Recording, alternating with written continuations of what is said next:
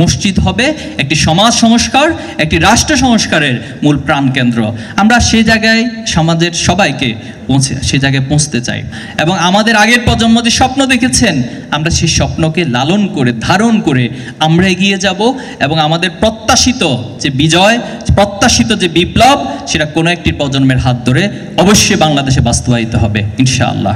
সম্মানিত ভাইয়েরা, ছাত্র শিবির এই যে কিছু মানুষ তৈরির উদ্যোগ নিয়েছে, এই মানুষ তৈরির ক্ষেত্রে আমরা বিশ্বাস করি যে চিন্তা মননের পরিবর্তন, আর চিন্তা মননের পরিবর্তনের জন্যই ছাত্র শিবিরের প্রকাশনার অনেকগুলো উপকরণ আমরা বের করে থাকি। আমাদের সাহিত্য প্রকাশনার যে উপকরণগুলো, এটা দিনের পর দিন ছাত্র সমাজের কাছে অনেক বেশি আকর্ষণীয় এবং তাদের মেধার বিকাশের জন্য অনেক গুরুত্বপূর্ণ উপকরণ হিসেবে দাঁড়িয়েছে।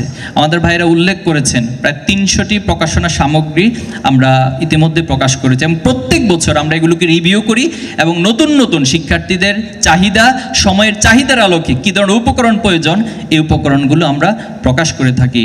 তো প্রত্যেক বছর আমরা নববর্ষের যে উপকরণ আজকে আপনারা ইতিমধ্যে এখানে দেখেছেন যে আমাদের প্রায় 11টি উপকরণ আমরা প্রকাশ করে থাকি।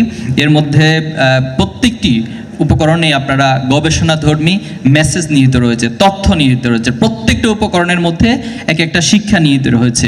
আমরা যদি আমাদের এক পাতার যে বড় ক্যালেন্ডার আছে সেখানে আমরা মসজিদকে স্থান দিয়ে থাকি। প্রত্যেক ক্যাম্পাসগুলোর, সারা দেশের বিভিন্ন ক্যাম্পাসগুলোর যে মসজিদ রয়েছে সেটাকে আমরা আমাদের এক পাতার ক্যালেন্ডারে উঠিয়ে নিয়ে আসি। আপনি নিঃসন্দেহে এটা জানেন যে আল্লাহ রাসূলুল্লাহ সাল্লাল্লাহু আলাইহি ওয়াসাল্লাম যখন মদিনা হিজরত করেছেন, হিজরত করার পর তিনি সর্বপ্রথম মসজিদে কুবা প্রতিষ্ঠা করেছিলেন এবং এর মধ্য দিয়ে তিনি পৃথিবীবাসীকে মেসেজ দিয়েছেন মসজিদ হবে একটি সমাজ সংস্কার, একটি রাষ্ট্র সংস্কারের মূল প্রাণকেন্দ্র।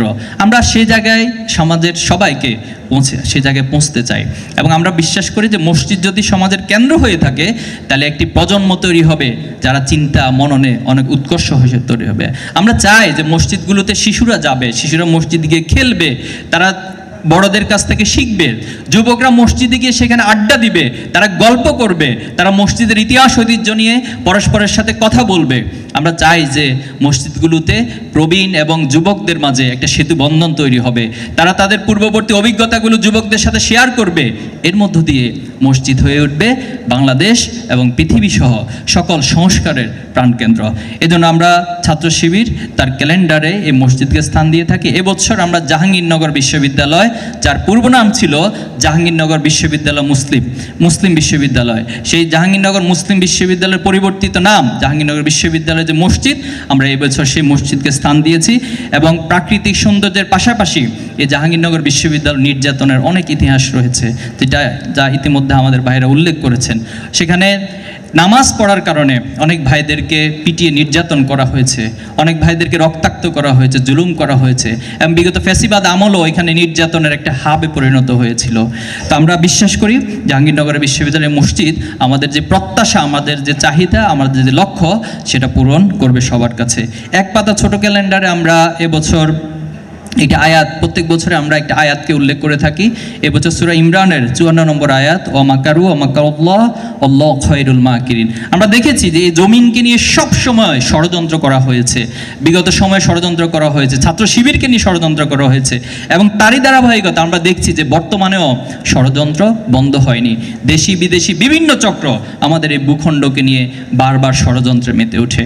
তবে আমরা আল্লাহর প্রতি ঈমান রাখি, আল্লাহর প্রতি দৃঢ় বিশ্বাস রেখে আমরা বলছি যে তারা যত ষড়যন্ত্রই করুক না কেন, দিন শেষে আল্লাহ তাআলার কৌশলে বিজয়ী হবে এবং সেই প্রত্যয় নিয়ে আমরা এই সমাজকে, এই রাষ্ট্রকে কৌশলের মধ্য দিয়ে একটি শান্তিপূর্ণ সমাজে পরিণত করব। আমাদের টোটাল 5টি ডায়েরি বের হয়, ইংরেজি, বাংলা, মাঝারি এবং ছোট ডায়েরি সহ।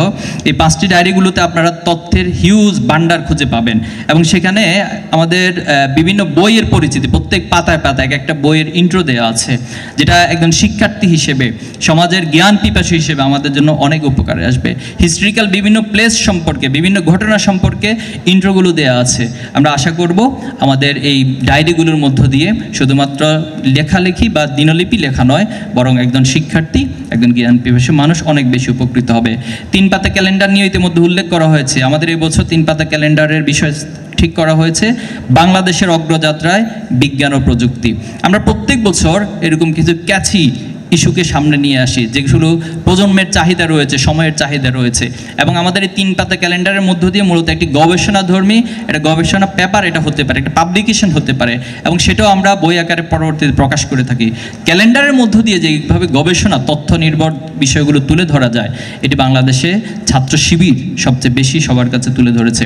এজন্য আমরা বলতে চাই যে বিগত সময়ে যারা ছিলেন এখানে, তারা এক ধরনের ডিজিটাল প্রতারণা আমাদের সাথে করেছেন। তারা আমাদেরকে বিভিন্ন ডিজিটাল স্মার্ট বাংলাদেশের কথা বলেছেন, অথচ বাংলাদেশ ইন্টারনেটের গতির মধ্যে পৃথিবীতে অনেক দূর পিছিয়ে, প্রায় 100-র কাছাকাছি বাংলাদেশের গতি, অনেক 100 পিছিয়ে রয়েছে। তো এই যে পিছিয়ে থাকা, আমরা যখন জুলাই আন্দোলন চলছিল, জুলাইয়ের গণ অভ্যুত্থানের সময়, তখন যিনি আইসিটি প্রতিমন্ত্রী ছিলেন, কতটা হাস্যকর বক্তব্য, ওনাকে সাংবাদিকরা জিজ্ঞেস করেছিলেন যে ইন্টারনেট কিভাবে বন্ধ হয়েছে। তিনি বলেছিলেন যে ইন্টারনেট তিনি বন্ধ করেননি, বন্ধ হয়ে গেছে। কতটা অপদার্থ শ্রেণীর মানুষগুলো, কতটা অদক্ষ শ্রেণীর মানুষগুলো আমাদের আইসিটি মন্ত্রণালয়কে পরিচালনা করেছে। এজন্য আমরা মনে করি যে জুলাইয়ের পরবর্তী যে সম্ভাবনা তৈরি হয়েছে, সে সম্ভাবনায় আমরা কৃষি, স্বাস্থ্য, প্রতিরক্ষা সহ প্রত্যেকটি সেক্টরে যদি আমরা আমাদের বিজ্ঞান প্রযুক্তির যথাযথ প্রয়োগ করতে পারি, টেকনোলজির প্রয়োগ করতে পারি, তাহলে বাংলাদেশ অনেক দূর এগিয়ে যাওয়ার সম্ভাবনা থাকবে। আমাদের ডেস্ক ক্যালেন্ডারে আমরা বাংলাদেশের সম্ভাবনাময় অনেকগুলো খাতের মধ্যে 12টি সবচেয়ে প্রায়োরিটি বেসড 12টি খাতকে এখানে উল্লেখ করা হয়েছে। এবং বাংলাদেশ যে একটি অপার সম্ভাবনার বাংলাদেশ, শুধুমাত্র আমাদের যোগ্য নেতৃত্বের অভাবের কারণে, অদক্ষ নেতৃত্বের কারণে বাংলাদেশ তার কাঙ্ক্ষিত লক্ষ্যে পৌঁছাতে পারে না। এজন্য আমরা এখানকার যে অব্যবস্থাপনা সব কিছুকে মারি দিয়ে জুলাই পরবর্তী যে প্রজন্ম, তারা এই খাতগুলোকে উপলব্ধি করবে, শিক্ষার্থীরা উপলব্ধি করবে, যারা গবেষক রয়েছেন তারা উপলব্ধি করবেন, এই দেশের যারা পলিসি মেকার রয়েছেন তারা উপলব্ধি করবেন, এবং আমরা বিশ্বাস করি এর মধ্য দিয়ে বাংলাদেশ তার কাঙ্ক্ষিত জায়গায় পৌঁছাবে।